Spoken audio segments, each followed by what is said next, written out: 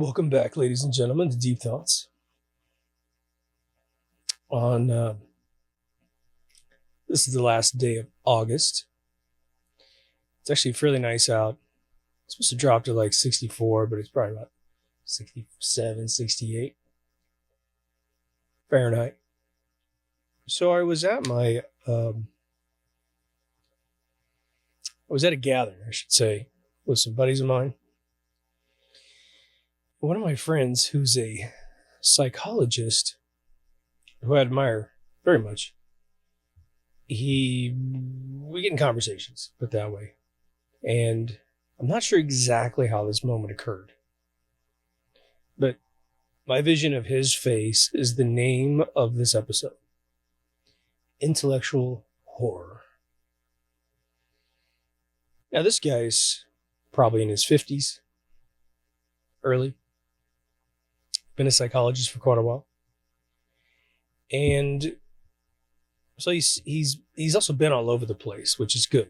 He's done normal practice, he's done prisoners, he's done just a bunch of different things over time.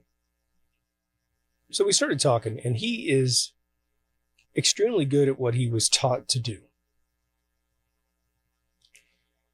He's also a guy that will talk about his own flaws, so he's not holier than thou. So I'm saying that in a good way. But we're having this conversation about, what is consciousness? Thus, how would treatments for idiosyncrasies in consciousness be performed on a human being, right? And one point he was making very quickly was usually if someone has an overt behavior that is very unbecoming, negative to their existence, does harm to others or themselves, they usually, almost categorically, always have something in their youth that went very bad, according to them. It could be that, the family had two children. One child responded really well to a particular type of discipline, and the second child, for whatever reason, was just horrified. And so thus they start a very imbalanced spin and an analogy, and therefore later in life collide into things, break things, and become sort of their worst enemy, if not society's worst enemy. And so, you know me, right? I'm doing all this stuff about the soul and spirituality and various experiences of mine.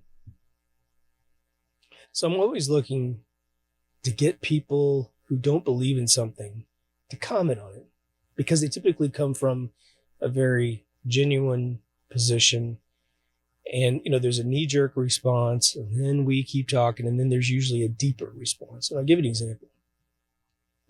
I have a very good friend of mine that doesn't believe in UFOs, which in turn means he doesn't believe in aliens. And we're sitting on this patio, and I said, okay. I said, what do you make of the recent footage released by the Pentagon of UFOs and the interviews with the pilots, and 100 years, so ever since we started flying in the air, plus all that stuff that goes back even further? I think I told you guys, my grandmother, who was born in 1912, said that by the time it was about 1920, she would see flying cigars in the sky with her sister. And when she told me this in the late 80s, early 90s during a visit, she kind of told me and then looked at me funny like, please don't think I'm crazy. And she never told any story remotely like that. Every single other thing my grandmother had ever told me was a straight meat and potatoes fact about the family life, whatever. Never, ever ventured out there. But she told me just very matter-of-factly, she says, well, my sister and I used to watch flying cigars. Like big ships in the sky, leaving a trail. Now, leaving a trail is weird because you would think that a craft from another planet or dimension or whatever wouldn't have an exhaust spout.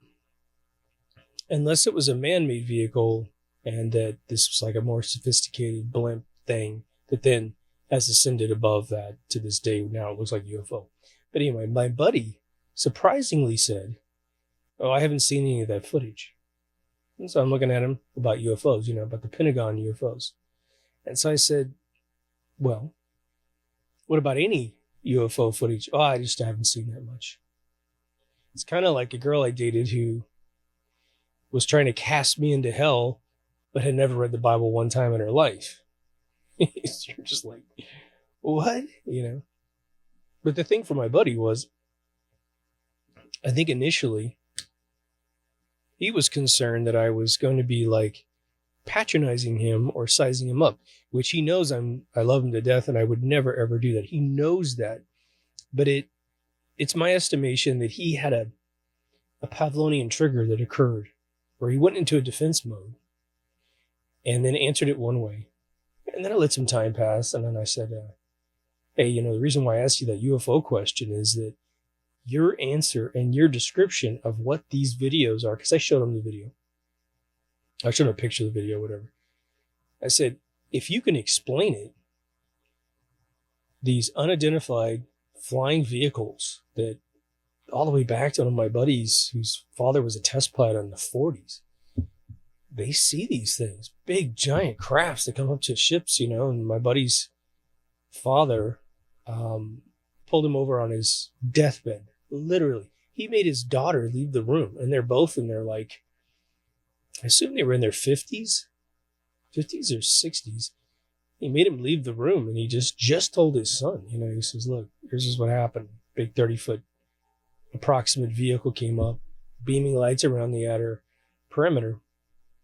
And I thought I was going to die because the thing was toying with me and I couldn't change the trajectory of my plane. I don't know what plane he was flying so long ago. And so I never really got an answer other than my friend kind of started to break his mold. He was starting to go, well, maybe there's something out there. See, it wasn't exactly as black and white. So I digress to give you another example of what I'm about to talk about. Because we're seeing this a lot in a bunch of different categories. And we need a word for it because we're on the other side of the equation. We're believers in things that do not have machines that can track those things. Remember, I said in an episode a long time ago, if scientists don't have a way of identifying in a machine and measuring something in a machine, their feeble left brains say it doesn't exist. And I have never heard one of these legitimate scientists ever leave the door open. It's always someone who's, a phenomenon person, someone on the sci-fi channel who has the open mind. A MUFON person, something like that. So I got my buddy. He's right next to me. Known him for, 4 years or so. And I said, I'm kind of tired of tiptoeing around other people's closed minds. So I have fun everywhere I go when I have conversations. And I just lean over to him and he knows me. He knows I'm smart. Like just your average Joe walking in the door. And so I said, well, we're not just our body. It's not just a bunch of chemicals. And of course, I know I'm just speaking heresy to this guy.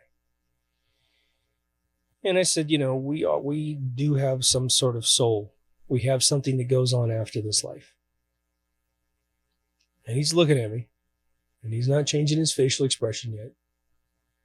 And I said, well, if you've had a certain type of experience in your lifetime that's undeniable, then you can't be hanging on to this chemical bag theory. Now, your vessel is something you must take care of because you can get hit on the head and then you lose your faculties, whatever you are in symbiotic sense of the soul attaching to your body and creating a consciousness, right?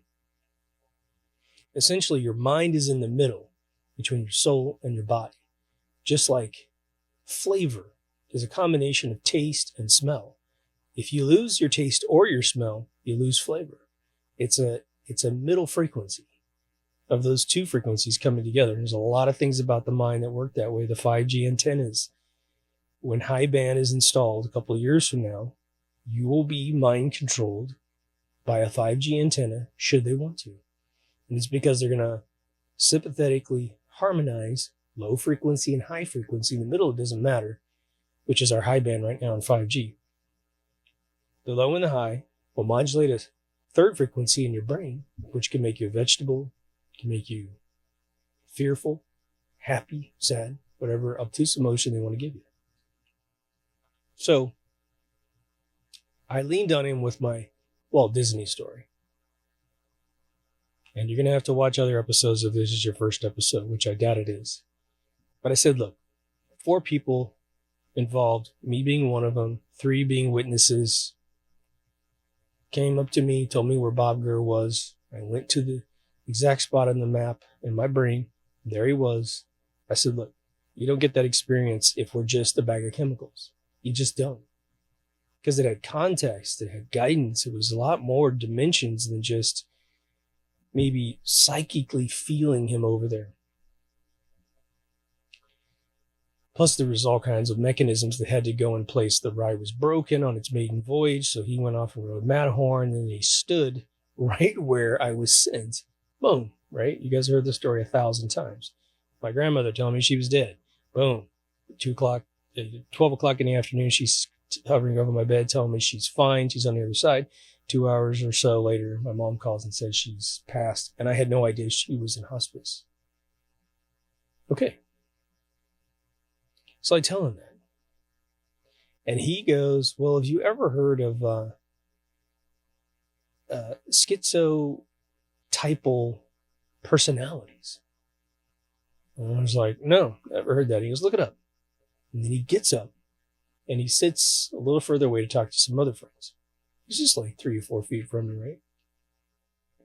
So schizotypal personality, when you read it, is really funny because it is someone who is very into conspiracies, which that makes him feel comfortable. And we're going to get into this. And it also talks about those individuals being very into the paranormal.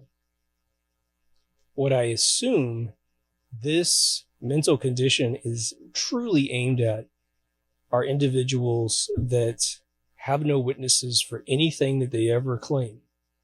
And so it's a way of becoming important in the world.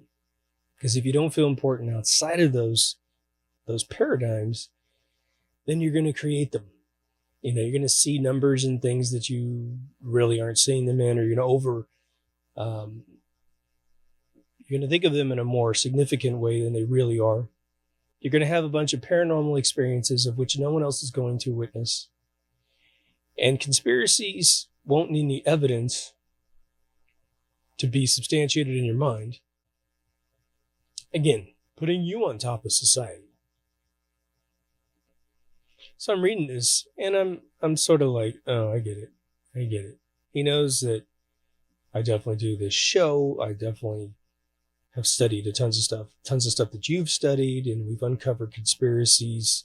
And again, we don't know exactly who does what, and we don't know why, and we don't even know completely how they do everything. We just know that the BS stories that they give us are physical impossibilities. Like 9/11 is a bunch of impossible physics. It just is. The aviation is impossible. Planes crashing into towers will not completely go into the tower. A bunch of debris is going to fall on the outside of the tower. The tail section, two 28,000-pound engines, and there's 4 of them supposedly in 2 towers. They will eventually be found no matter what happens, right? Titanium having a super high heat threshold, right?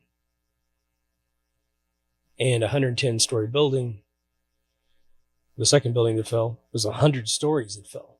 And if it's the truss theory, even a quarter second, a tenth of a second is going to make that falling down process take almost a minute. Instead, it takes it'd be about 50 seconds, right? It's half a second of pop. So a quarter second takes 25 seconds. No, it falls in 6 seconds. Free fall. Because a bunch of bombs and stuff were in there to free it up. First group of people on the pile was controlled demolition family, then the CIA, then the firefighters, then everybody else. Okay. So I'm reading this on my cell phone and I'm thinking, oh my gosh, okay. This is a feeble attempt to walk away from empirical evidence that we have of all kinds of stuff. Near-death experiences where people see things and come back, kids that are born that know who they were and where they were, what families they were part of. There's kids all over the world, from Mexico to England, taking their family members as children to these other locations. And they may not have everything correct, but they got so much correct, it's ridiculous. Anything correct that's specific. If he even points at one, if they see there's 10 family members, and the little boy goes, her name's Jessica. And if her name's Jessica and he gets all the other names wrong, that's still significant. But a lot of these kids will get like 5 or 6 things correct, if not everything correct. So in the room, he is actually pitching a friend of ours on a business idea. So I didn't have, 100%, his attention. So he was trying to like stick with this other thing. And I don't know why he came over to talk to me at all, but I finally just kind of got his attention. I said, John, the Disney story, I said, it's witnessed by 3 other people. This isn't me making stuff up. What are the odds that I dreamed that my grandmother's dead, or that she came to me? I didn't really dream, it was like a daytime thing. And then my mom calls me 2.5 hours later or so. Dude, this isn't just me making it up, right? I've always felt very confident with myself. I've got a million reasons why I feel special in the world. I don't need anything else. And this is where I got a very intellectual guy. I don't know how smart the guy is, but I'm going to assume he's very, very intelligent. He's got a PhD. And he just looked at me, and it was like, it was intellectual horror on his face, which is very interesting. It's not like this scary face that you and I might have. Someone goes, boo. It's more like a guy that is on the very precipice of caving as a human being, because this paradigm shift for his mind is going to undo so much of his authority for his teachings, instead of what you and I do, which is to find a whole new frontier. I mean, imagine if any one of us had a PhD in psychology and we had an open mind to the soul with these empirical moments. And as a psychologist with a PhD, we've got personal experiences that prove there's life after death. It's not all horrible, etc., etc. We could then take the toolbox of all the behavioral sciences that he learned and attach it to, or attempt to attach it to, these other experiences. And then come up with a third science, right? You got B.F. Skinner, trumping. Now, what's really funny in the academic realm is that, Freud was a neurologist. And so, he was a very open-minded dude. He was coming up with things that when he was coming up with them, the id, the character, and the persona, plus a ton of other stuff, he wasn't well received initially. And by some folks, never, ever received well. And what's really sad about it is we have this natural barrier of a mix between my 2 friends, okay? Again, I think my buddy here on the patio that I asked the UFO question to went into a knee-jerk defense position. His face even changed. And I'm not even sure he was aware that his face changed, because his face changed in a way that was sort of like, F you, like, don't make me go this route. You're asking me this question because you think I'm stupid, because I don't believe in UFOs. It was completely the opposite. Because my friend is so smart and so well experienced, this other friend of mine, I really wanted to know. It's like, you have to ingest the material. to see if you think it's just spacecraft made by man. Now, where he ended up was that he said, I'm thinking it's probably something that we've made here on Earth. It's just secret. Now, one of the pilots that took one of the key shots that's been sent around the world, the one over the ocean, where the vehicle's moving really fast and it's just on some targeting camera, he commented specifically on the fact that he goes, if this is man-made, he goes, then there's a propulsion system out there that we're completely unaware of. But he also alluded to the fact that this propulsion system and this type of sighting goes back, probably 80 years, back to the late 40s, 1940s. And so he's like, it's not like it was made yesterday or last 30 years, and then suddenly the Air Force is flying around this wild vehicle. But again, I'm going to allude back to my episode that was about the threshold of intelligence, which goes to the point that when you think about certain things, no matter how adventurous your mind is, there seems to be, at least for me, this weird pushback.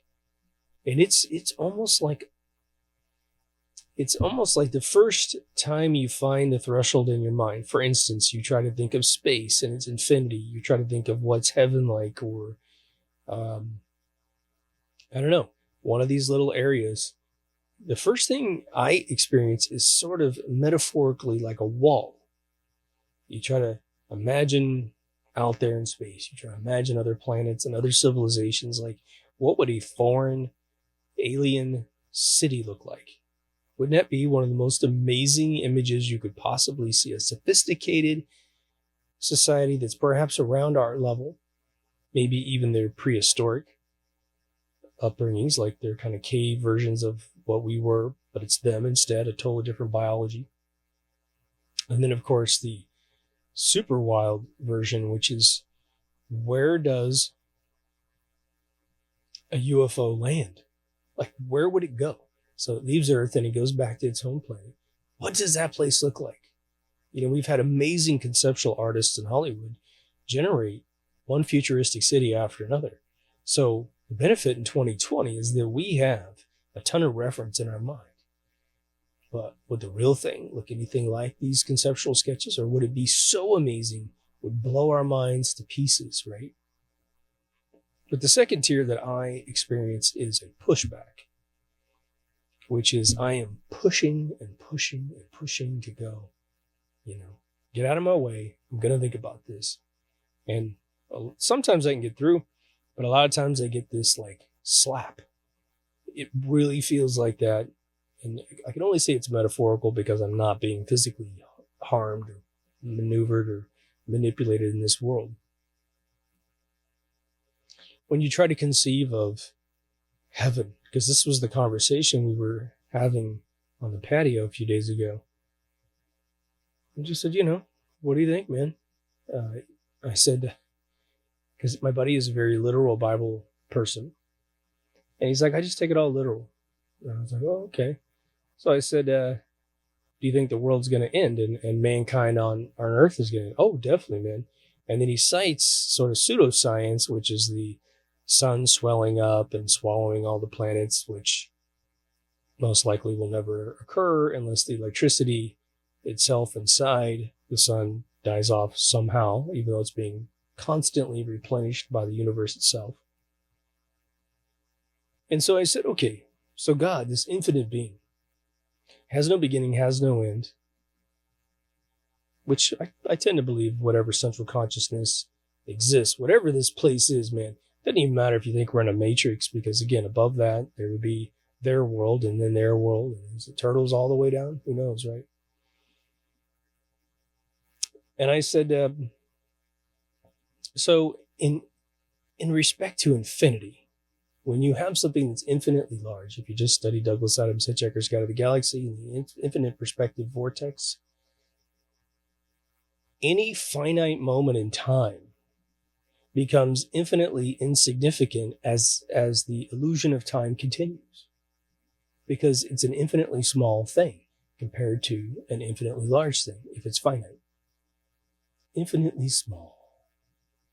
An infinite dot on an infinite dot, infinitely small, as Douglas Adams wrote. So what would be the significance for God making us, right? This won't necessarily be a God episode or anything, but this is where we were in the conversation the other day, and I want to share it with you. Because I asked my buddy, and because it's interesting, is that you get people who have really read the Bible. My buddy's read the Bible a lot, and he was raised in a very religious family. He's in his mid-50s, and he's reading it again. And he's sort of like the preachers from my hometown. Kind of gets a little cantankerous that he thinks questioned too much. It's just black and white. Everything's just black and white. Revelations is not an analogy or a metaphor. It is literal. Very tough for some of us to kind of even process the data once it goes that literal, right? But I said, did God make man because God was bored? He says, I don't know. So that's the best answer you give me all night. You don't know. It's good. Sort of seems like he did. And because he's very opposed to reincarnation. And one of the interesting things I finally kind of drug out of the conversation, which I want to share with you, is I said, so let me get this straight. According to your belief system, which is generally American Christianity, it is blasphemous to say that I would live a finite life down here in this infinitely small moment in time, which is the lifespan of humanity. And I'm going to die. And this magical thing happens on some judgment day where it's like a total Marvel comic. Jesus comes down and just fucking rips the place up, right? And then poof, evil people go to hell and good people go to heaven. So now I'm in heaven. And what's heaven like? And he had nothing. He just said, oh, just be wonderful. I mean, again, it's just the old classic zero definition. So I said, okay, no surprise to me. I've heard that before. But I said, so now if I'm in heaven, can I just do anything I want to do? Oh, yeah, sure, totally. Okay, good. So I said, do you think I could probably go fishing with my grandfathers? Oh, yeah. Do you think I could hang with Elvis? Yeah. Do you think I could get on stage and rock a concert to all the music that I wrote to people that want to hear it and have that experience I never had on earth? Oh, yeah, totally. So I said, where's the sin in telling God, look, I love the fact you've created these two paradigms. Trust me, and I'm going to chill out in heaven for a little while, right? But instead of doing everything up here in some ethereal body thing, or ethereal body, or some spiritual body, I want to go back down to earth and be born again. In fact, I want to pick the time. I want to pick my parents. Maybe I get born exactly the same era. Maybe even go back a few years. Maybe I want to live in the 50s just to see what it was like. Maybe I want to go to war and see what that's like. Maybe I want to become some career that I never had before, but in an early age, so like a Spielberg type character. Whatever. Some dudes are going to want to be chicks. Some chicks are going to want to be dudes, you know? Do you think God's going to go, no? You know? I don't think there's any sin in doing it up there versus doing it down here, doing it down there versus up there. It's the same thing. It's just a bunch of dreams, right? But we have this all over the world, don't we? Every form of science, when people get indoctrinated, and I'm going to say, this is really a left brain moment in time. Now, everyone can have a little bit of this, probably, but I think your right brain people, if they have the intellectual look of horror, I would think that would be for a split second before it becomes an intellectual moment of utter and complete excitement that a new frontier has been uncovered in conversation or whatever. But your left brain people, what psychologists also call stringers, the groupers are right brain people. Stringers need to read everything from start to finish. Everything's a checklist. Love is a checklist. Relationships are just checklists. They do very good in school, not so great in life. Your groupers just need the gist of everything. They don't do so great in school, do fabulous in life. Because life comes at you randomly, right? Love is a very deep, emotional experience for a grouper. For a left brain person, they almost don't understand love at all. They know they love things, but they just don't understand why the rest of us can write a romance novel, a ballad, a movie, a rom-com, or anything, a drama, because they don't have it. I don't mean to create a have and have not situation. What I want to do is what the Egyptians do, which is to bring the two hemispheres together over the course of your life. If you're born with more of a left brain, then your journey is to go right. If you're born with a right brain, your journey is to go more left, to bring it in total harmony, dead center. But I know that the recent events has brought out a lot of this intellectual horror. But in general, currently, I do want to digress for 1 second. Currently, the game is a bunch of people that have been wrong for the majority of their life because they research nothing and know everything, are trying to use current day events to be right, more than ever, to force those that are actually more informed than them to capitulate and get on one knee for something that is completely incorrect. And I don't mean to reference the BLM thing. It's just speaking metaphorically. Scientific data that is completely messed up. And I just want to say here, there's been a great victory. On August 28th, the CDC released a report that said only 6% of all cases of people supposedly dying from COVID have actually just died of pure COVID. The other 94% died with pre-existing conditions, and most likely because of the pre-existing conditions. You don't see that on the news, do you? But you'll see people, and I see this a lot with older gentlemen. I don't think I've ever seen this in a female, but then again, I don't have a circuit in my life where I talk to older women anymore because my grandparents are gone, my grandmothers are gone.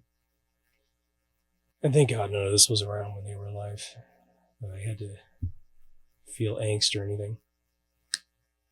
But the one thing that starts to occur in older gentlemen is that life becomes a script. And that script is sort of in their later age, depending on how they have treated their body. Again, I think people that drink a lot of alcohol, again, no one's got the balls to tell people who are alcoholics the following information. And again, there's so many functional alcoholics and borderline alcoholics that need to hear this, because what ends up happening, and I suggest you repeat this to anyone you love who's drinking a lot, don't chastise them, just say, there's just something you need to know. If you're going to continue drinking, you need to know this, right? Alcohol destroys the brain cells. It does. It destroys your organs too, but it definitely destroys your brain cells that need absolutely perfectly oxygenated blood.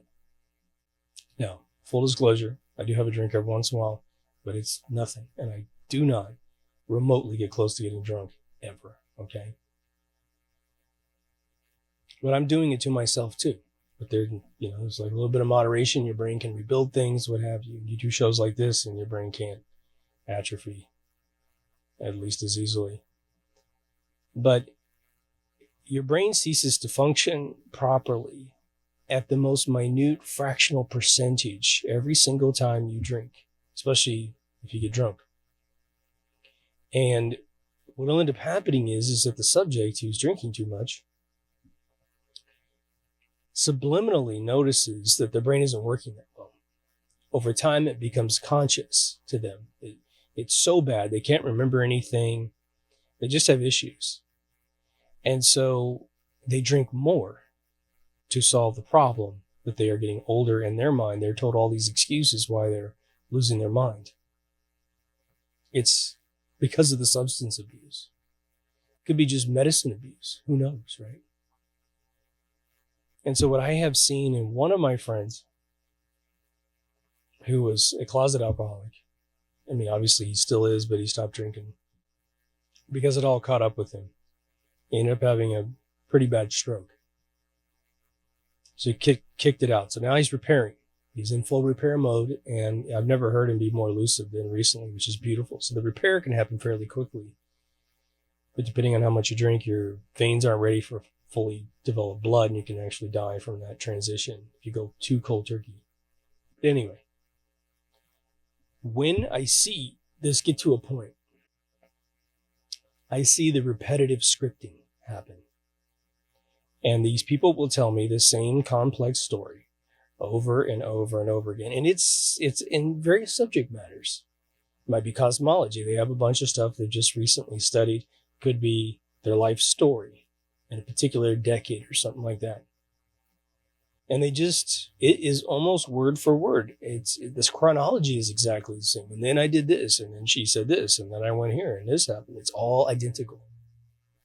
But anytime you ever try to share that information with someone who's super intelligent, you will get the look of intellectual horror. Don't you mess with my bizarre interpretation of existence. I know I'm spiting myself. I know I'm my worst enemy, but don't you say anything.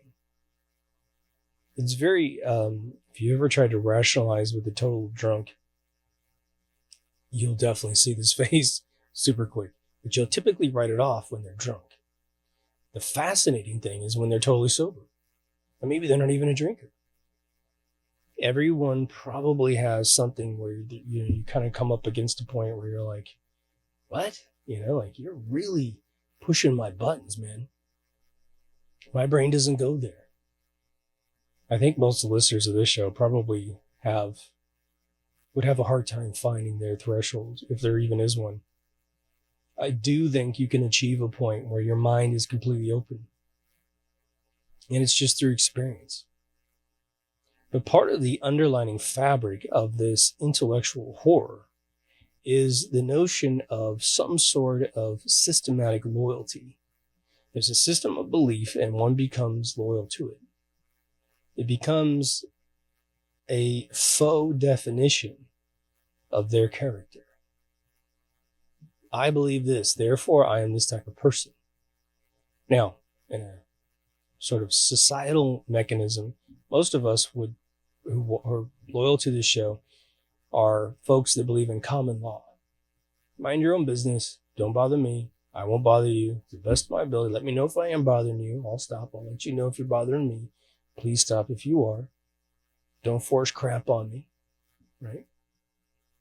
And when you try to take away that belief system, what you're really not trying to take it away, you're really just trying to clarify. Okay, what if someone told you an absurd thing like, I don't believe that the color red exists. Maybe they're colorblind, whatever. And then you're like, well, okay, I respect you, my friend, but I see this other color that's red, and there's a bunch of us that see it. So you might get some cards out, and okay, this is what I think is blue, so I think is orange. But what is this color? You're holding up red. And they may look at it and go, I don't see any color on that besides the background color of the piece of paper. You may find out they're colorblind. Who knows? But if for whatever reason you could get them to see blood or something and they're like reacting to it in a Pavlovian way, right? A lot of people see blood and they faint. Well, could you imagine someone denying the color red exists, and you just take a buck knife and you just cut your hand and you just bleed right in front of them, and they just start to faint or puke or whatever it is, and you're like, oh, you said you couldn't see red. This is red. And that triggered your brain to pass out. Intellectual horror is the next thing you'll see. And I'll give you an example. That a group of you will smile and you're like, yeah, he's got you. Another part of you will just have intellectual horror. About 2015, the flat Earth movement hit overdrive. Eric Dubay releases his series of videos, and then the internet explodes.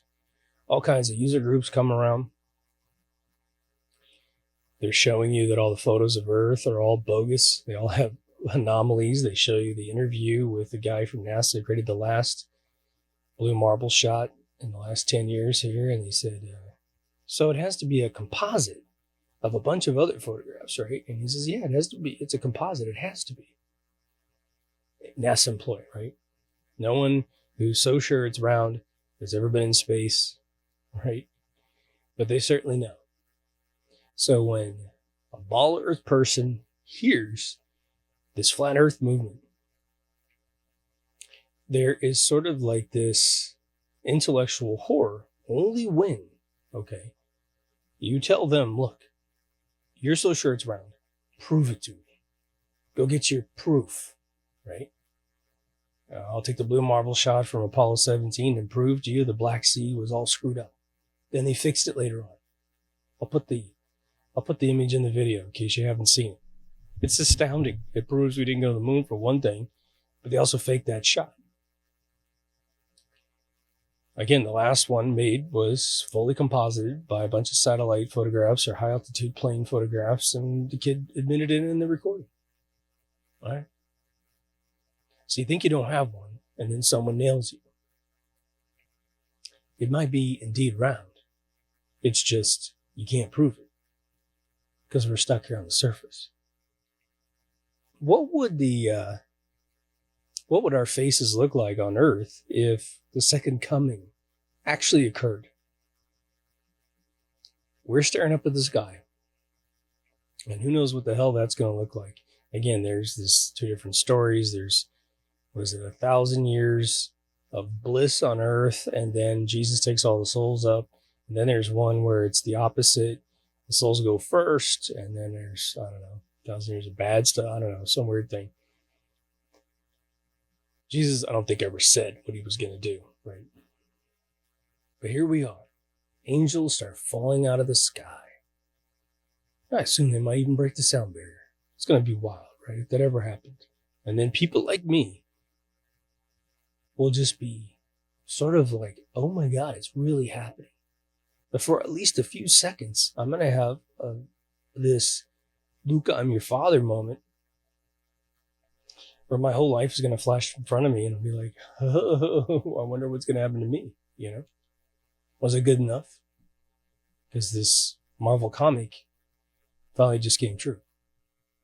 What's interesting about my buddy the other day with the schizotypal personality wanted me to look up, he was not able to say a single sentence after I pushed it on him. And I just said, look, you don't get to have this little pawn off situation where you're like, hey, I got this condition and a piece of paper. Therefore, you're nuts and I'm not nuts. Because that's what's most important to him. He's right. I'm wrong. He's sane. I'm insane. Isn't it interesting that the more you become observant of reality and willing to acknowledge all that is unexplained, the other group of people, however big or small they are, you're a heretic. Now, I'm going to give a little example, which if it were true, you would know why they were doing. But the witch hunts that have happened over time, a couple hundred years ago when superstition was the way the world was run. People said they were witches to certain friends of theirs, and then those friends defect against them. You know, all this bad stuff that's happening is because of the witch. And without confirmation, in some cases, people were tied to stakes and burned alive to rid the world of evil. All right. Well, today we may not have people that call themselves witches, but we definitely have some super, mega, evil, rich, powerful people in this world. So we might just be one witch hunt shy of that group of people being removed from the planet. But what are they attempting to do the entire time? Make positive, negative, negative, positive, so that you attack their competition. The folks that are trying to keep them from being all powerful all the time. So what's the next stage after intellectual horror occurs in someone's mind? Well, my friend was smart enough not to contribute something idiotic to the conversation. Perhaps he didn't have anything to say. Perhaps he was trying to get back in this pitch that he was trying to do. But what do we see most often? We see violence erupt from a human being. And why is that? Why did they turn to violence? I was just watching an old Doctor Who episode with Peter Davidson, and the two of these characters, Turlo was talking to Marissa or something like that, or Teresa, whatever her name is, and he was from another planet, this redhead kid, talking to this brunette woman, and he's just matter of fact, this isn't going to go the way you think it's going to go, and then she starts shouting, and he goes, why is it that people from Earth, every time they hear something they don't want to hear, they start shouting as if that's going to get them their way? Well, if you're probably at least 40 years old, you have at least one, if not more, experiences where you've actually done that. You've raised your voice, the other person cowards down, and you got your way. Then later on, maybe you felt guilty that you used that tactic. Now, some of that is intellectually intentional, meaning you've seen it before and you're going to play this game and you yell and scream and you get your way. And then the other side of the game is you're just Pavlovianly doing it. It's just a trigger. Boom. We're seeing this all over the world, aren't we? Now, take it to the 2020 level. We have a tremendous amount of violence going on in liberal cities in the United States of America. Almost every single day, someone is getting shot and killed. If we miss a day, then within that week, for the days that we missed, 3, 4, 5 people are killed on the day that it starts back up again, thus accounting for the days that we've missed. All based on liberal agendas gone wrong, because they always go wrong, unfortunately, right? No one, in my opinion, just if you're a newcomer, should be extreme left, and no one should be extreme right. We live directly in harmony and center if you're a balanced human being. So we want to be progressive, but we also want to keep what's working until we find a beautiful replacement for that type of thing. Do we have issues? Hell yeah, we got issues. I won't go down that path too much. But what is happening to humanity, and I know that you guys know this on a subconscious level, some of you know it on a conscious level, but I want to make sure that it rises out of your subconscious and goes straight to your, forefront of your projection of thinking, which is that everyone has triggers. We have this word that we're tired of hearing. Trigger, triggered, whatever. But at the same time, I want you to learn the science behind it because it is the mechanism by which it's being used. These tactics are being used against you. Every single human being,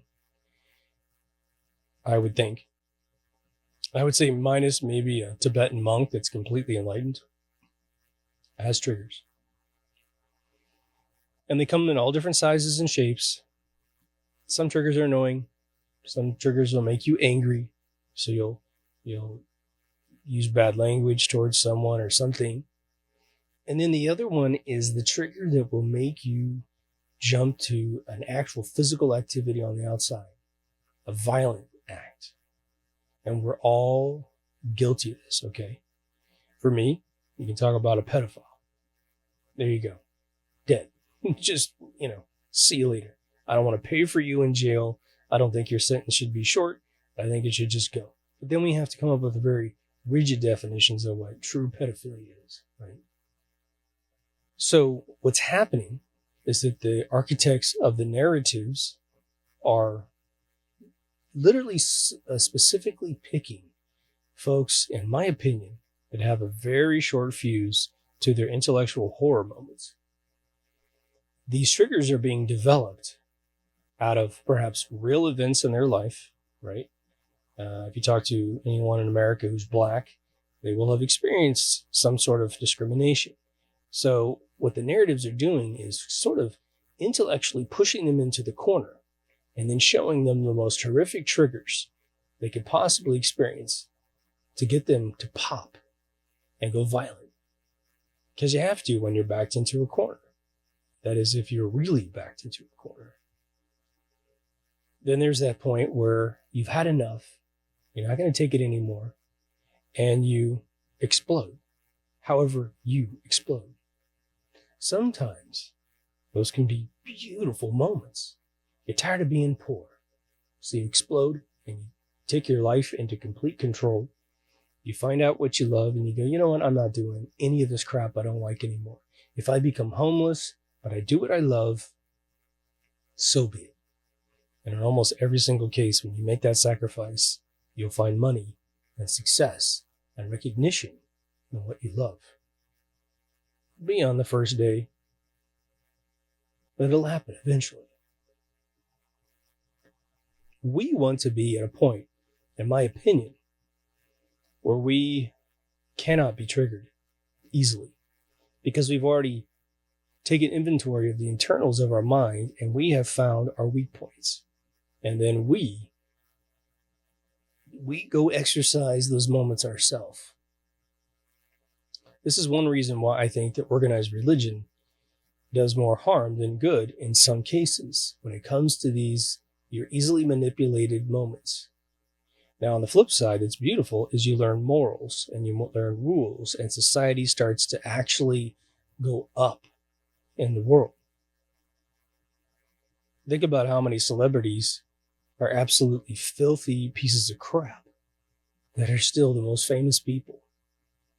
And if they so much as have a demon spawn child, we have to sit and look at it in the news. Like, I don't want to know about this. I don't want to know that the Satanist just had a kid. But we do share the world with other people. So no matter how much you try to quarantine yourself or get through your thresholds, you're going to be surprised every once in a while, aren't you? Now, some folks, God bless them, they live in bliss, and they never once question reality.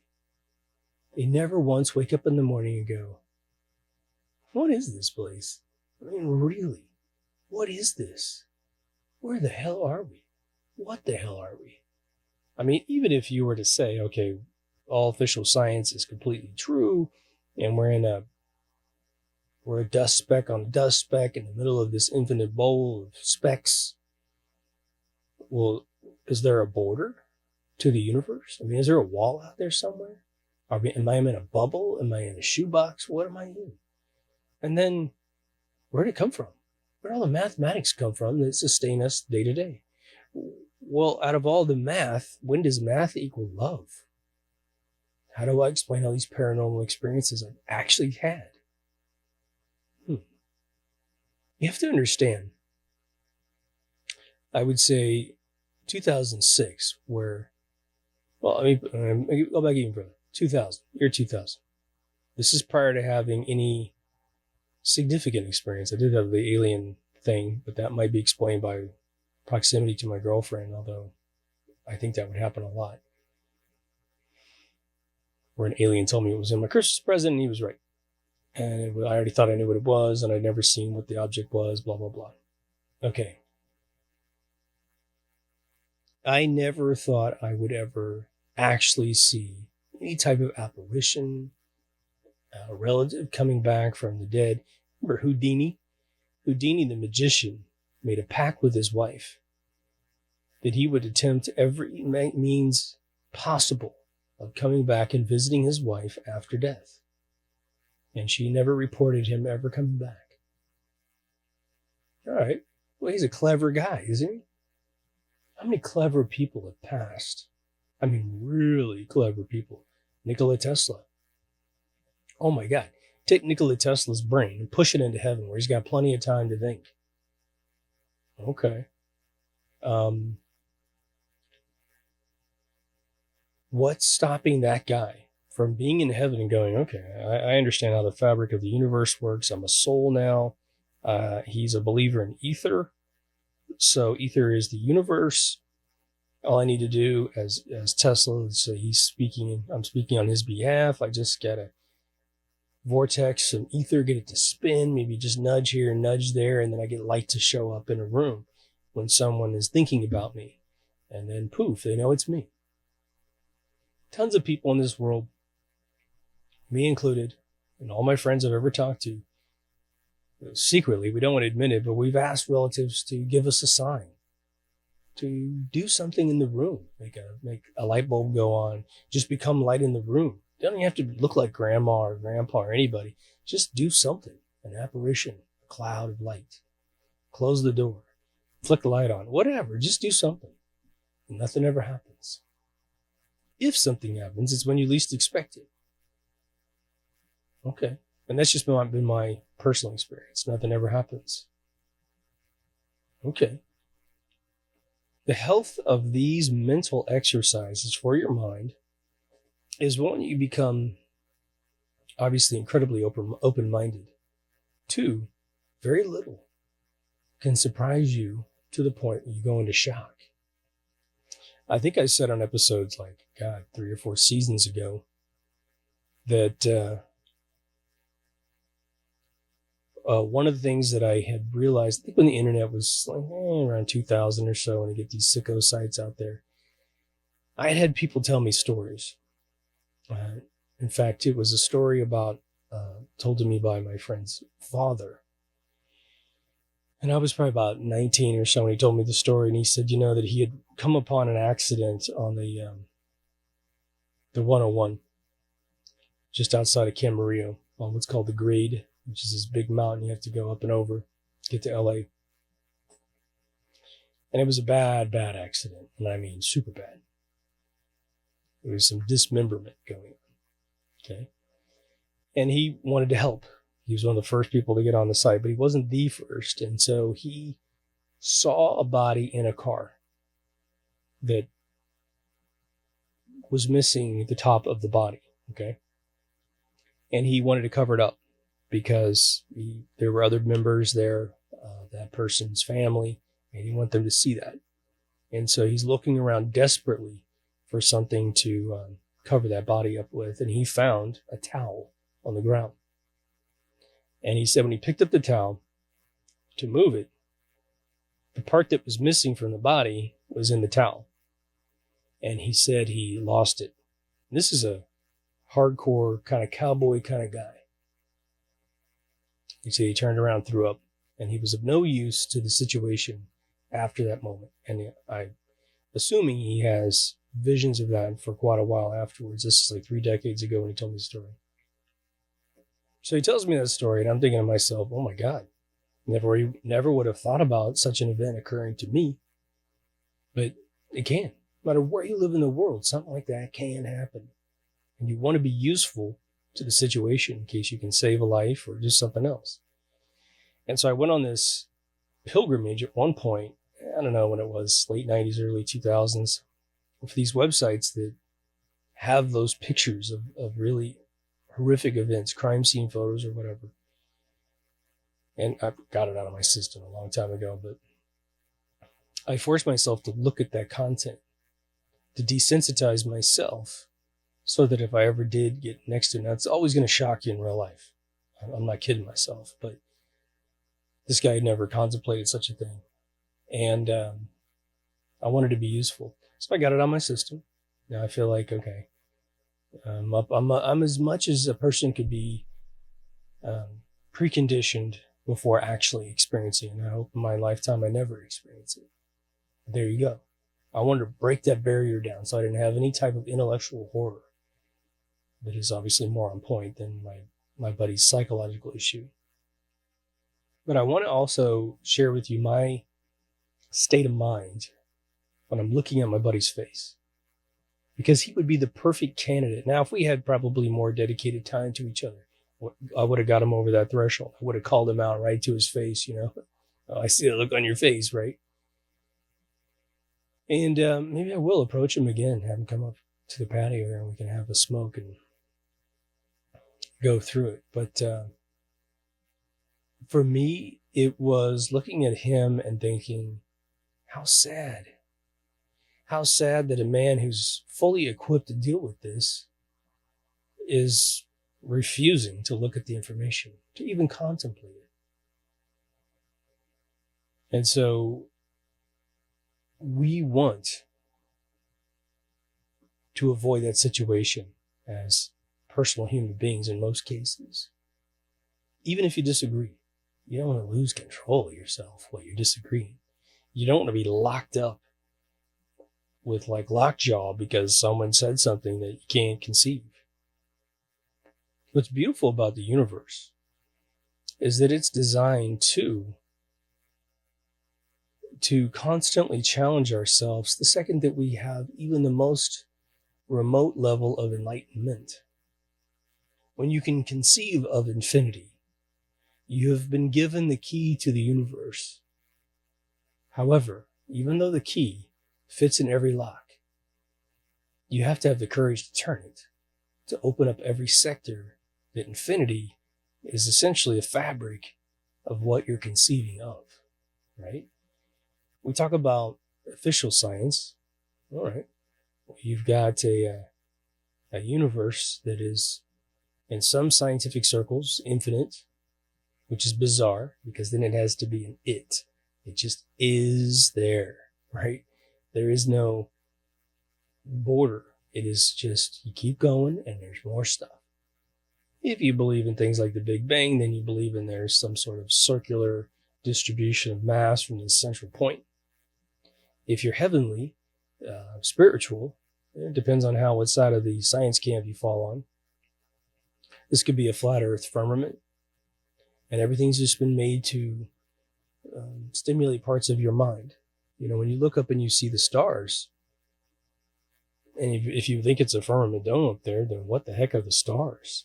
And why would they ever be put there besides to beckon you? In a closed system, like a firmament dome, why would there be the moon? Why would it be there? You do need the sun, but really, do you need the moon? Is it truly a mechanism to churn the waves? Because the flat earth people have theories that dismiss that. Okay. So why is everything that is? And what is it? That is where you can't engage in the most basic baby steps towards these concepts if you haven't flushed through your system, like cleaning out the old radiator, right? You get all the rust out of your system that is indoctrinated into you from the moment you're born. I was talking to my buddy and I was sharing with him the theory that I've shared with you guys several times, which is the theory that I think that some of the greatest epiphanies on planet Earth will come from children once we get these vultures away from our kids.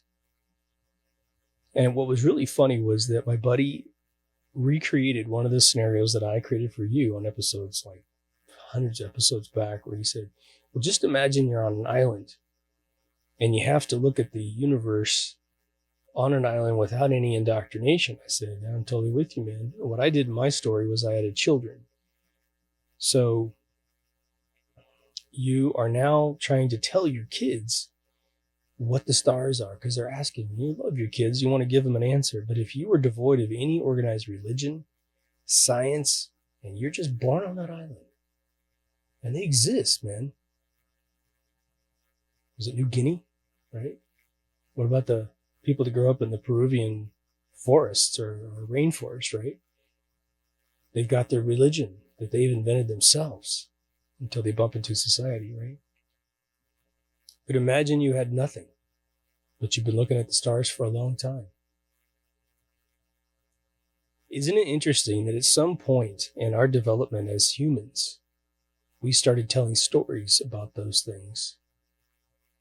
The Native Americans, I think, have the coolest story about the stars, which it is the souls of all that have passed in the past, which obviously we can't see enough to account for them with our naked eye.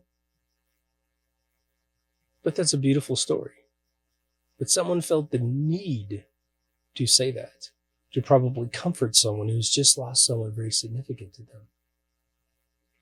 If everyone's in on the Santa Claus story, yeah, maybe you have a young person who's lost a parent or a grandparent. So they're young. They're impressionable.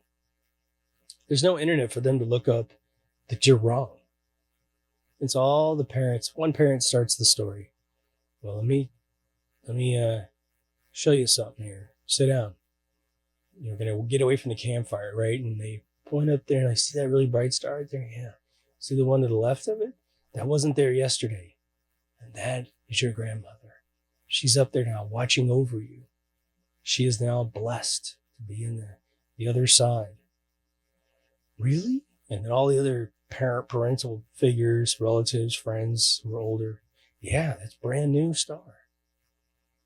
And then, of course, as the kid grows older, maybe he or she will start telling the story to comfort.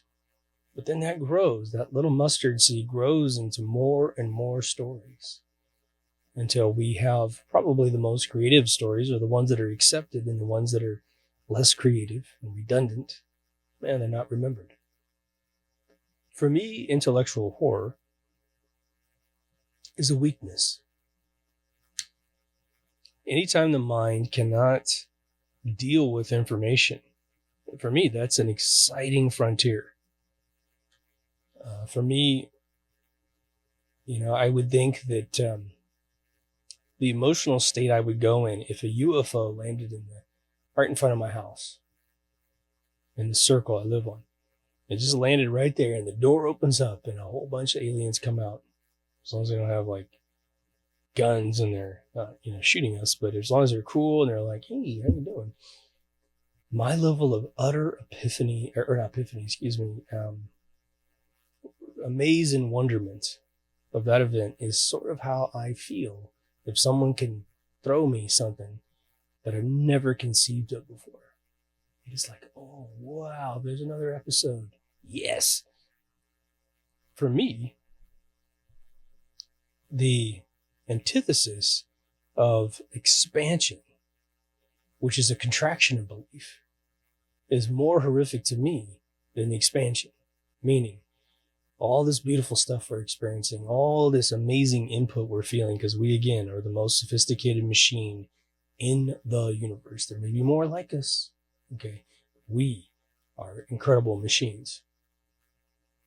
And what a lot of you are doing is trying to unlock all that has been shut off since you were born through indoctrination, through perhaps protein blockers in your visual cortex. You drop acid, take ayahuasca, and it just jumps the barrier. The water goes over the dam, and you get to see the other half or the other 90% of the universe. I realize, and I'm going to be doing an episode in the next season on lucid dreaming, because I finally had some big moments in lucid dreaming recently. And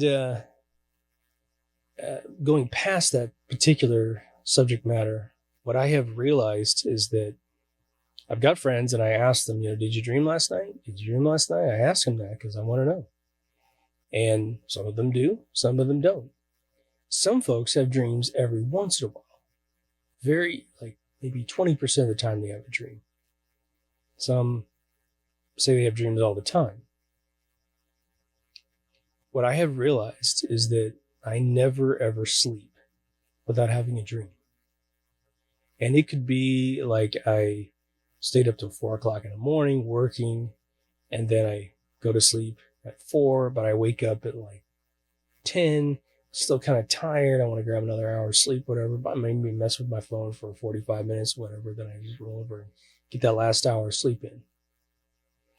Even that last hour is a dream. I can't help but think that opening my mind by tearing down all these barriers of the intellectual horror that I used to experience perhaps when I was younger has essentially just made it so that I dream all the time.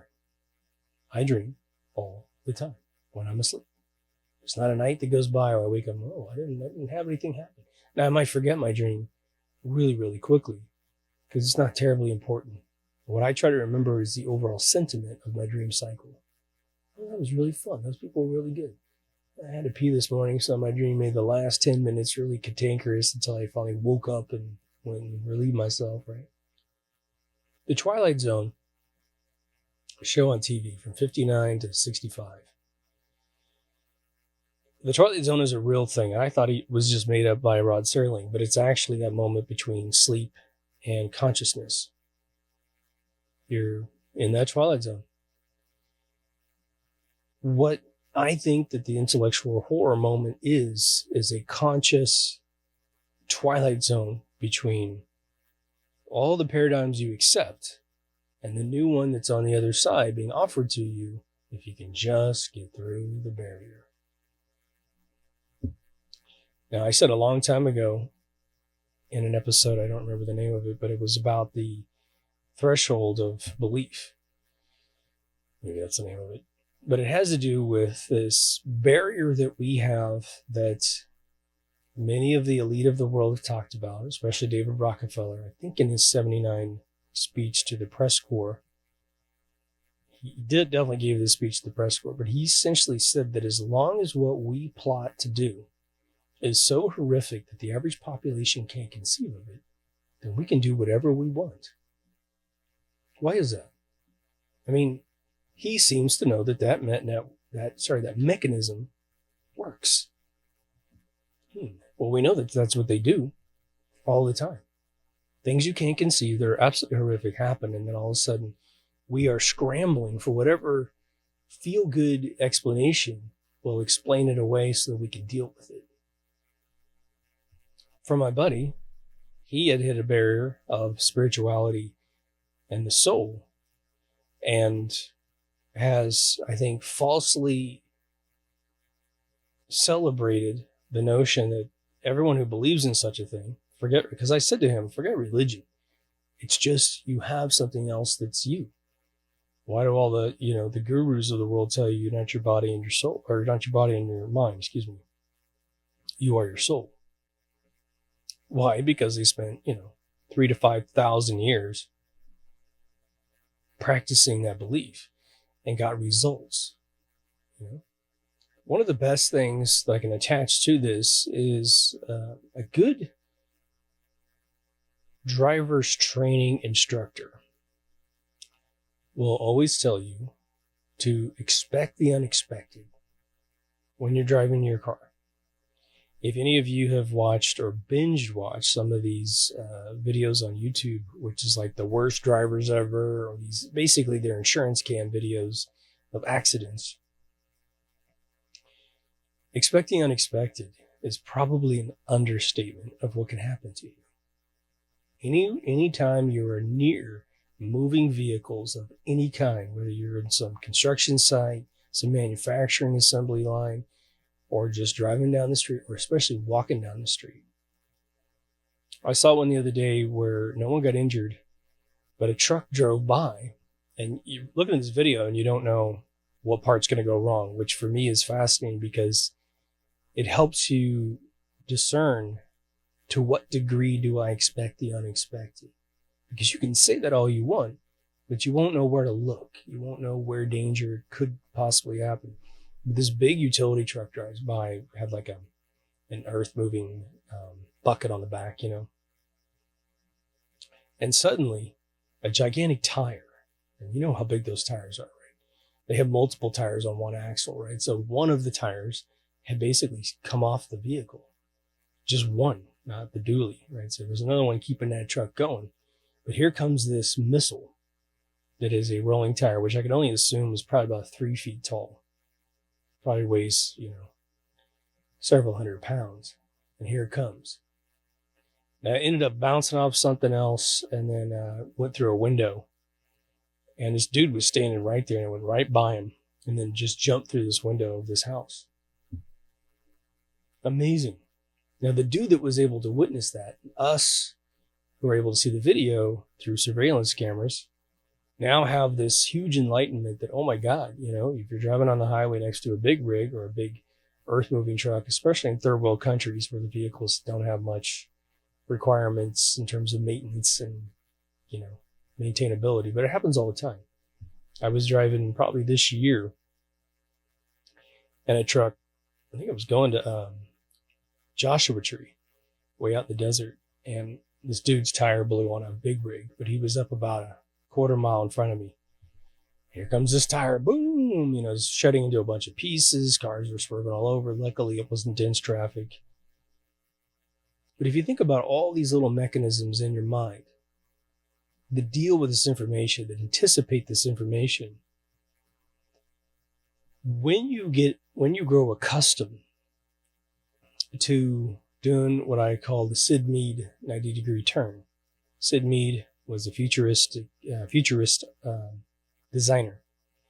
He did movies like Star Trek, the motion picture, Blade Runner, Tron, Aliens, all this other stuff, 2010. What this dude was able to do is look at a need. I need a spaceship because that's what I've been hired to do. I need to create a car or a flying vehicle or a wardrobe piece. And he's been hired to design the futuristic version of it. What he's able to do is take something and rotate it and redesign it in a different way. And he finds all these beautiful efficiencies in the world. Again, I've mentioned this once before, but to give you an idea of how Sid changed the world in just one little incidental way, like Tesla creating a remote control boat in the 1890s, was that Sid was hired to design a cruise line ship. And most specifically, the inside of the ship, because they hadn't created these things that they have now where everyone's outside. So they were trying to create a weatherproof center column inside the ship where it was like a giant mall inside the ship, guarded by the outside living compartments. But he got to the outside of the ship and he was looking at all the lifeboats that are hanging on the edge of the ship, all nice and bundled up, right? And he's like, man, that's so ugly. It takes away from the contour of the hull. So he redesigned everything so the boats could be put above the walkways that the citizens walk on the edge of the boat, thus giving back the geometry of the original designer of the hull without uglifying the outside, right? That's a futuristic term.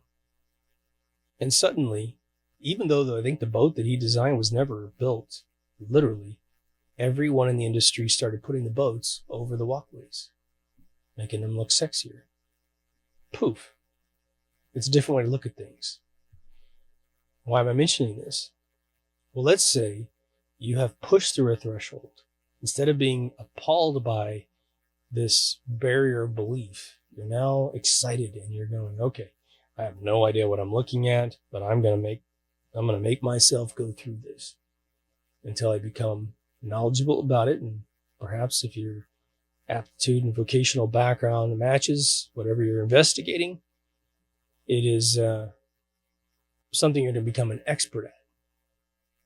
So what I'm going to suggest is that the more that you have toyed with solving problems of all kinds, remember, that's what keeps your brain as sharp as a nail your whole life, is solving problems, not going into loops in your life, right? Well, I get up, I do my coffee, I go to the store, I do my laundry, I wash the car, and I go back to bed, then I wake up again. All those loops are just killing your brain. When you solve problems, what'll end up happening is, as soon as you get to a threshold, let's just say, I'm going to give you an analogy. It's going to be fun. You are a person who has lived a full life. Let's say that you're 50 years old. You had a good life, a bunch of different categories of life that you've lived. And now, for whatever reason, you bumped into the right people at a party and you expressed your interest in Egyptology. And some guy in his 70s or gal in her 70s is like, you know what? We have an expedition that's going to spend about 2 years in Egypt. We're definitely going to fly home during that time, visit our families, but we'll be stationed in Egypt for the entire time. We got all these special passes. And we're going to explore a brand new pyramid, a brand new tomb, or we're going to go to everything that's been discovered and have another look at it. And we're going to need some really fresh thinkers, very innovative thinkers, clever people to see things that haven't been seen before and to find solutions. We may find none, but we're going to give it our best try.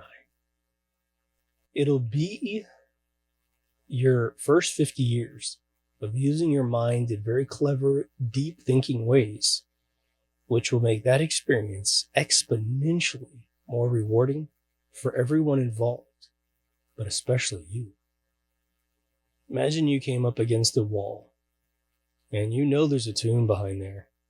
You're in the Valley of the Kings, the Valley of the Queens, and you're looking at this wall, and it's got this cool like seal on it, and it's got some buckles and stuff that have to be undone to get that stone to move.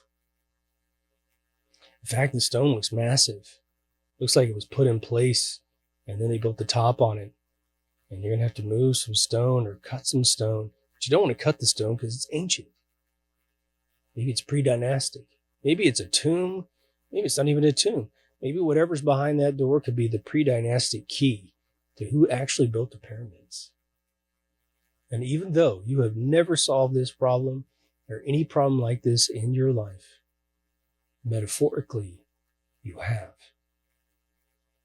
Because in the past, when you came up against unknowns that disagreed with every indoctrinated belief that you have allowed to infect your mind, you were able to contextually wrap that up in a container of indoctrination and move it to the side and say, okay, it's there as reference. Just in case it's right, I got it as reference. But what I'm interested in is the next level up. So you'll have engineers that maybe are extremely talented left-brain people who are with you on your trip, stoneworkers, construction people. And they're saying, well, you can't do this and you can't do that, but you can do this and you can do that. And so right away, we're at a challenge point. But you're thinking, you're using your mind, and you're saying to yourself, well, can you do this? Something brand new. Well, yeah, I guess we could. Okay. Maybe, just to be specific, the big stone in front of us reaches into the left wall, reaches into the right wall. Maybe even goes down a little bit. So it's like a block. It's literally a block that's trying to keep you from going into this passage. But, sound tests through the stone reveal there's a chamber on the other side. There's some echoing going on the other side. So you're like, what we need to do is take these two rocks to the left and right of the door, remove enough of the rubble out of the way, the dirt that's fallen on it, the sand that's fallen on it, get all that cleared away till we find the edge of that particular stone. And then very carefully slide it sideways. So it's still supporting the rocks above, but it's only doing it with its tail. Look above, make sure we're not going to release any other rocks, but we can put support beams in made of steel to make sure that we don't injure the stone above and it doesn't fall on our head. And then we might be able to take that stone in front of us and pull it forward, or push it back. Probably pull it forward's a lot better, so we don't injure anything inside.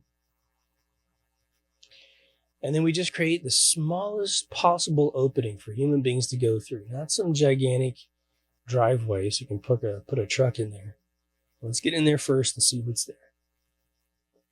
Now, what they've done in real life is with these little tiny doors that are in the Great Pyramid, the government of Egypt has allowed scientists or whatever, archaeologists, to build robots to go up against these doors. And they took a 10-year cycle between the first robot and the second one, if not 20 years. And they drilled a hole through the door and put the camera inside the center of the drill bit. So as soon as it got to this side, the camera's right there to take a look with the light system and everything, only to find another chamber on the other side that goes up even further to another door. One of the coolest things you'll see in children, and it took me a while to understand this, when my daughter started to get clever. And clever is typically associated with something a little sneaky, something a little bit on the lines of what they shouldn't be doing, they're doing because they're being clever. One of my girlfriend's daughters would hide candy in her room, or granola bars or whatever. And so she'd sneak it in during the day, and then at night she could just pull it out and chew on it in her bed. And you find all these empty wrappers. all throughout her room. She wasn't clever enough to get rid of the wrappers, the evidence. Plus their bed sheets were covered with granola. But I was talking to my girlfriend. This is when I really put words to it. But she was concerned. She was like, my daughter's not behaving. And I'm concerned that that's a trait that's going to continue manifesting to the point where she's sneaking out a window at night to go hang out with her friends, right? And I said, well, maybe you can look at it a different way. I said, maybe that's simply your kid being clever. And what does that really mean? They're using their mind in a very original method to get what they want. And clever can be extremely powerful because clever is a way of thinking that deals with the chaos of life. I'll give you a word analogy. For any of you who've ever played an old video game where there's a boss, like an old arcade stand-up game or an old Nintendo game like Zelda's, any of the Zeldas have bosses in them. They typically be this boss or like Galaga or something, or there's something shooting just a tremendous amount of little fireballs at you or lasers or something, such that if you hit it, you die. And it seems inconceivable that you can get through all these obstacles without dying. But somehow you do. You got clever. You may have even gone into a separate state of consciousness as you were allowing maybe even your peripheral vision to let you get through all that, which has a high frame rate. You don't stare directly at your ship. You stare at the entire board and you just relax. For those of you who are over 50, you'll remember pinball machines that finally got to the point where they had about 5 balls going on the table all by itself. And the only way that you could constantly keep them in circulation is if you stared in the center of the pinball machine floorboard, the center of the field, and just let your peripheral vision let you know when something is by one of the flippers. And the kiss of death was the third flipper that was up on the right or left. But your brain could keep up with it as long as you relaxed your focus. I'll tell you a little secret. When I was a kid, in my teen years, we used to go to this amusement park called Worlds of Fun, which is on the Missouri side of Kansas City. It's like a little Disneyland, but it's more like probably a Magic Mountain sort of thing. Really cool place. And they had this game called Whack-A-Mole. And most of you have seen it. 5 little holes, 2 on the bottom, 3 across the top. And you get this soft, club that you pound the moles as soon as they pop up. And if you can hit them, you get a bunch of score. And then you keep playing, you get these tickets and these points, and you get all the stuff in the back, right? Well, my dad was a photographer. We had a studio in the roof of our house, in the second story of our home. And one of the things we realized was that if anyone wanted their kids to be in the shot, it's difficult to control children. And so we had some of these animals that we had won, and we realized that my dad baited the child with picking any one of them. You could take any one of them home, but only one. Oh my God, they behaved so insanely. It was great. And then they got to go home with this little stuffed animal or whatever it was, right? Well, what we figured out, I think it was my dad that figured it out. What he didn't know he was doing was he was relying on his peripheral vision, which has massive frame rate. It's almost twice the frame rate of you looking straight ahead and focusing on something. The name of the game, because we went back to Worlds of Fun and we cleaned them out 6 times. So we filled the studio with all these. It wasn't free, but it was definitely pretty cheap.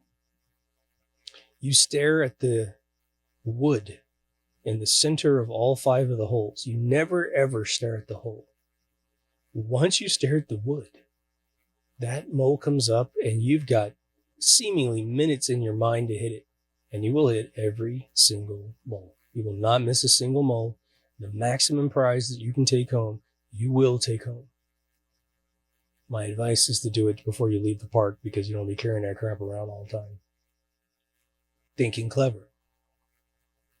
Instead of being absorbed by the system, you got past that, invent a new method, you think differently, stuff happens. No thresholds for you, no horror for you. So how does this apply to your life? Well, you probably have heard several examples that you can apply to your life, but let's be real specific. If you have something that is a weakness for you, a phobia of some sort, this is where you get into it and you get clever. You got to come at it a different way. A friend of mine, Carla, she gave me this beautiful story, and I told her I was going to use it in an episode, and here we are.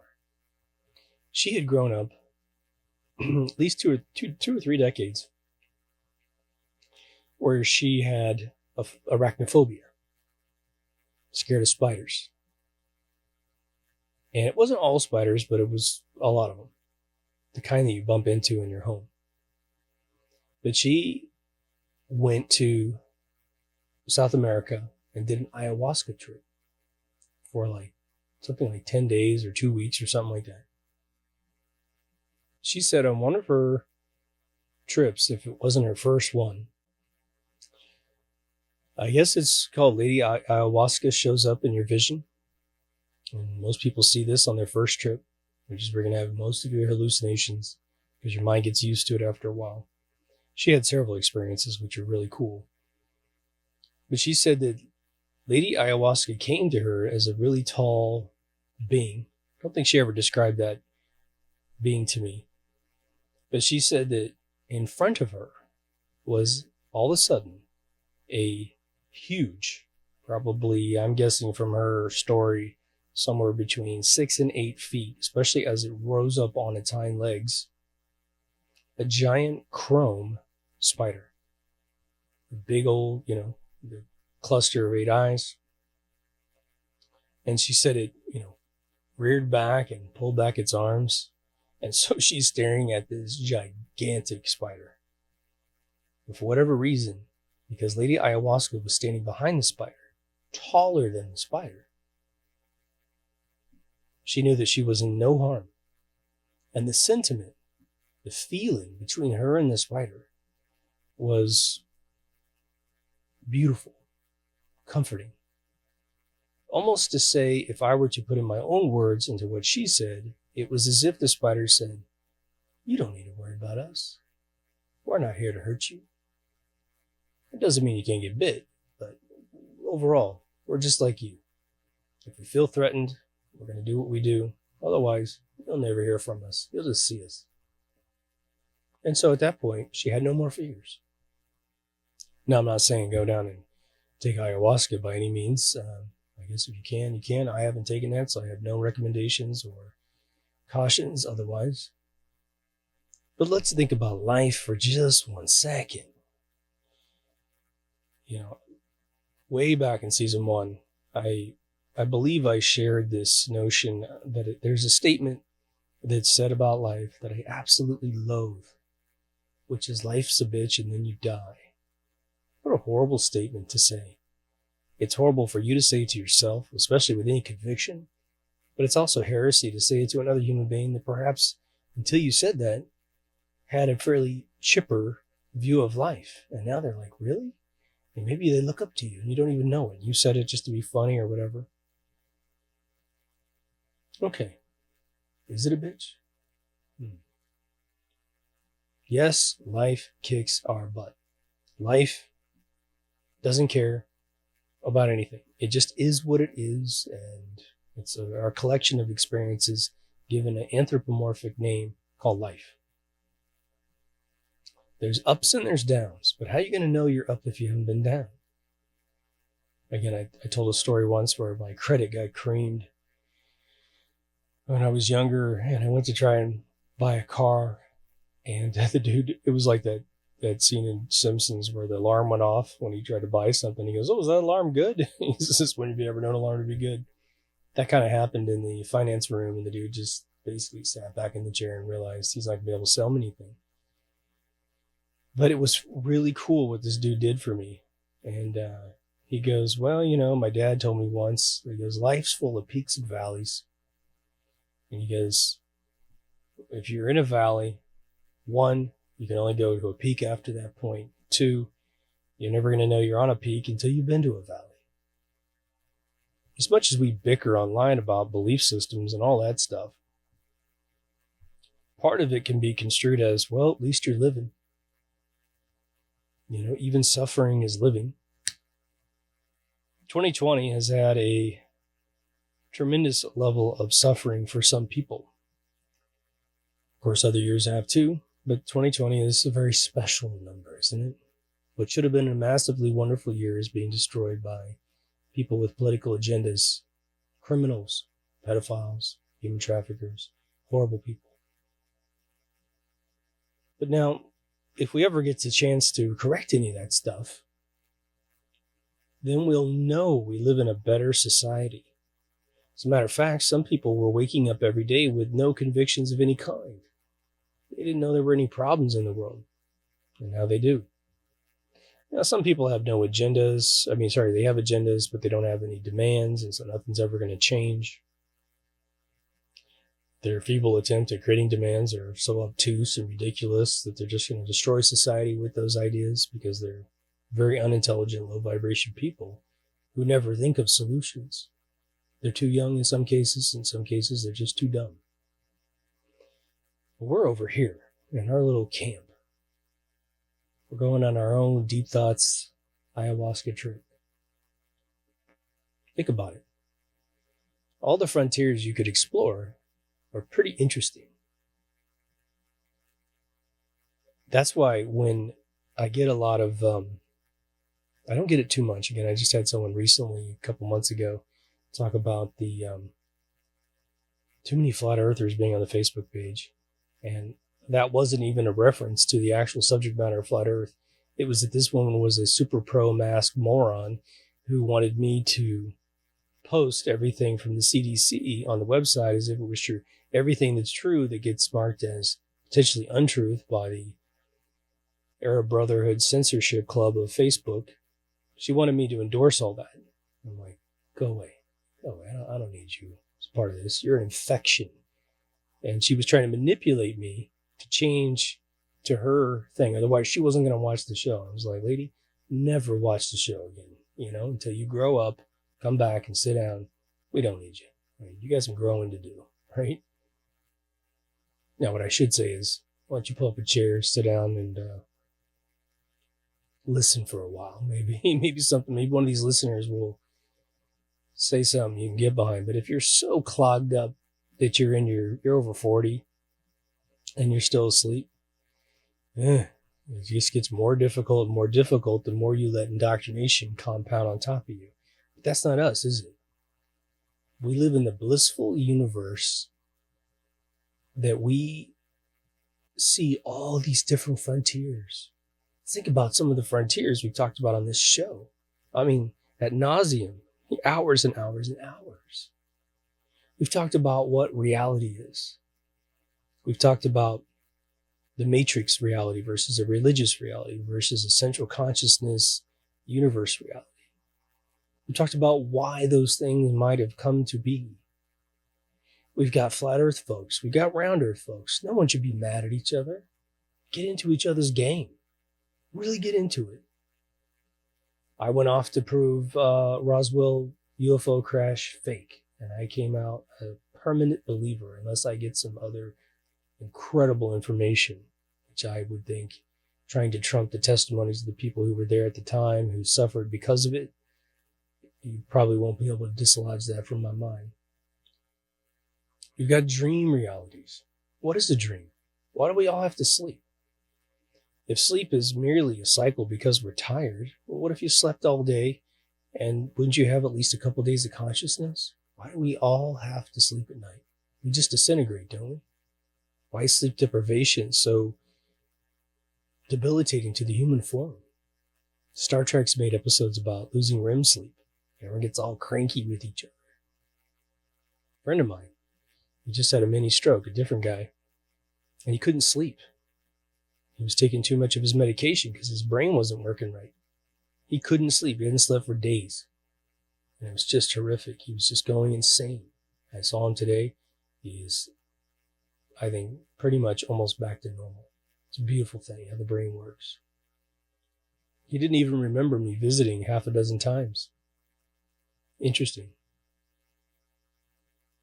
We look at alternative medicines, alternative ways of curing cancer, a particular instance of cancer. You can always catch it again if you don't treat yourself right. We talk about how the mind works. I mean, the list goes on. UFOs, the moon missions, all this cool stuff. So the universe is actually very exciting. Sadly, there's not a lot of people starting these conversations. And sadly, some people that do start the conversations very, very beautifully will then drift off into other indoctrination and close your mind back up again. What I'm trying to make a point of is that there's everything to be gained by recognizing if you are in a state of intellectual horror to take a deep breath, count to 10. Okay, that was a good one. I just got nailed by something that made me feel really uncomfortable. Okay, now let's slowly approach it from a different angle. Let's twist and turn it, rotate it. Take a look at it from a different angle where we don't feel so threatened. Take control of the information exploration as opposed to a friend that might be shocking you with a statement or something that you never conceived of before. All this is good for your brain. Remember what I said about solving problems? Well, what if I said to you, okay, you've got a family that lives to be 100 on average, but you're kind of terrified. You want to make it to 100, but you're kind of terrified. You're like, shit, I don't want to lose my eyesight and my hearing, and I want to be in a wheelchair. I want to be a really vibrant 95-year-old. There's plenty of them out there. They walk around, they're fine. But you, if nothing else, you don't want to live to be 100, but the last 10 years of your life, you're completely bonkers. Okay, so you're thinking, I heard once from somebody that solving problems keeps me young, keeps my brain cells manufacturing, repairing, etc. How do I find an inexhaustible amount of problems to solve that don't feel like problems we don't want to solve? Like, math problems or something. If you're not a mathematician, you don't get off on that sort of thing. Well, the simple answer is find all these new frontiers of existence. Think about it. Rotate through them. Don't bore yourself to death. You're like, well, my brain started hurting. I felt that threshold of belief. I tried to think about the infinity of the universe. I tried to think about the infinity of heaven. And I started hurting inside my brain. Okay, get to that point. What's happening is that approach path that you're taking to the problem is developing that threshold. Any of you have ever studied like war or, war. Just real simple example. There's a fortress. It's a castle. It's got a drawbridge and all that stuff, right? And you realize that that's got guards on it. The drawbridge is up at night. You can't sneak in. All right, but you need to get in. Well, maybe it has a moat around it. There's no sewage drainage pipes you can crawl through. So you're going to have to think of a different way to get in. Okay, well, the front door immediately tells you can't get in. As soon as you get clever about it, there's a catapult and a parachute. Who knows, man? There's some other way to get in. Smuggle yourself inside a bushel of hay that's going to get taken in to feed all the animals inside. You're down underneath, breathing through a hole that's drilled into the floorboard of the wagon that's going to be pulled in. You thought differently. You got clever. And life became interesting again. You could build a wooden badger. I'm just saying. So anyway, hope you feel me on this one. It was just an interesting experience. I wanted to share it with you guys because it was an epiphany to me when I looked at my buddy's face and was like, wow, he's Robbie the robot who's been told to kill Leslie Nielsen in the Forbidden Planet. Now he's just going into an absolute short circuit. We don't want to be that guy or girl. We want to be free. We want to be able to kind of go, oh, well, that's weird. Let me think about this. Well, have you ever thought about this? And you think about it from a different angle, poof, there's an epiphany, a solution, a eureka moment. Anyway, if you want to find more of this type of content, more of this thinking, go to deepthoughtsradio.com. We have 2 video options. We have 2 audio options for podcasting. No matter what device you're on, it's all hooked up on there. We have about 4 social media. The one I really recommend is our Facebook group. If you do Facebook, it's locked, so you're in there in a private situation. We have an all-new remastered season 1. We have a store with some shirts, and we have a couple ways to donate to the show. The most popular way is through Patreon. And that definitely in 2020 has added some financial relief, especially since I realized that I had never cashed in the money. It just was all sitting in there, and I was realizing, hey, yeah, I should make sure these things are paid out. And he says, you've never set it up. So I appreciate every single one of you. What you get on Patreon, it's a single tier system. So I'm still trying to think about how to give you guys an extra tier, but I'm so limited with time. Every time I conceive of a next tier of like, hey, I'll call you on the phone, or we'll do a Skype together or Zoom or whatever, I probably couldn't keep up is the problem. But you get in the credits forever. Unless you don't want to be in the credits, I'll take you out. You get the episodes when the season is live. You'll get episodes 2 or 3 days before everybody else. I just did the one before the Tesla episode. You guys got a couple days view before everybody else. It actually got viewed quite a bit. For a while there, I was giving everyone previews for 3 days and it wouldn't get viewed. But this last one got chewed up quite a bit beforehand, which was great. But the best thing about the website is that if you're looking for a subject matter, one that you don't know exists or not, just type in words in the search field on the website, and you'll be amazed that there's an episode or 2 or 3 or 4 in there. There's also a category list on there, so you can say, man, I only like your moon episodes or NASA stuff. There's a whole link in there. It will keep you busy for days.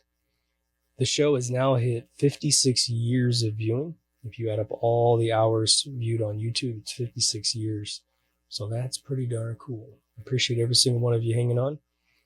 Season 6 intro is coming along just great. I'm having to do a little bit more work to get that done. Should be really cool.